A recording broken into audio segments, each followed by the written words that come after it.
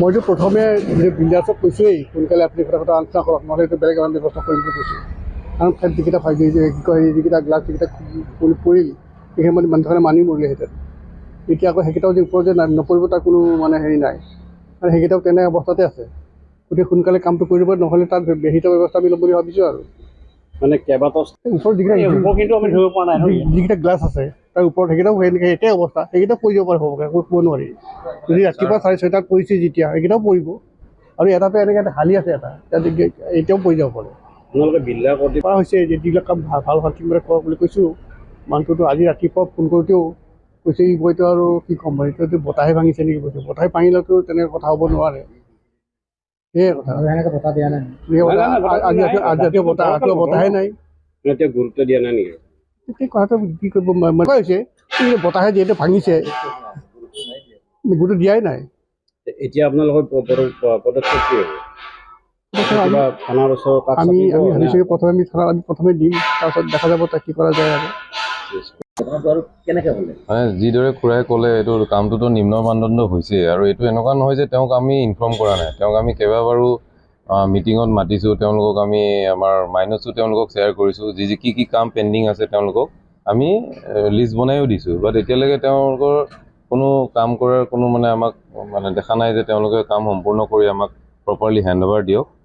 গতিকে আমি এইটো মানে কি ক'ম আৰু, আমাৰ কাৰণে মৰণ ফান এখন পাতি থৈ তেওঁ গৈছে বুলি ক'ব লাগিব।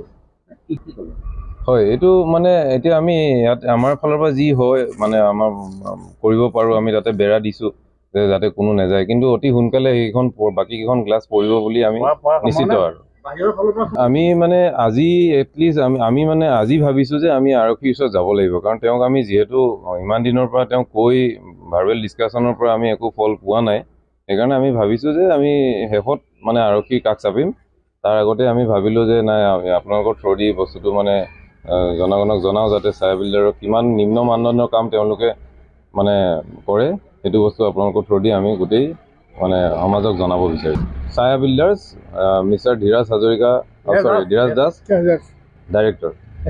পইচা আমাৰ দিয়া হ'ল, আমাৰ ফালৰ পৰা কোনো পেণ্ডিং নাই, কিন্তু তেওঁৰ কাম একো মানে যিমানখিনি পইচা আদায় দিলে, হেণ্ডঅভাৰটো কিয় লোৱা নাই? নাই, এইটো তেওঁ দিম বুলি কৈ আজি দিম কালি দিম বুলি কৈ তেওঁলোকে পিছুৱাই আছে। এইটো হ'ল আজি 2 বছৰৰ পৰাই তেওঁ কাম মানে আমি তেওঁক 2 বছৰমানৰ পৰাই তেওঁ কৈ আছোঁ যে আমাৰ কি কাম পেণ্ডিং আছে, তেওঁ কিন্তু কোনো একশ্যন লোৱা নাই তাৰ ওপৰত। নিৰুপায় হৈ আৰক্ষীৰ ওচৰতে কাষ চাপিব লাগিব, আৰু ন্যায় কাষ চাপিব লাগিব আমি অতি সোনকালে। কি নাম আছিলে হেৰিটো? ৰাহাং এনক্লেভ, বৰবাৰী। যিকোনো খবৰৰ বাবে যোগাযোগ কৰক 7099017330 লগতে 7099017110 নম্বৰত।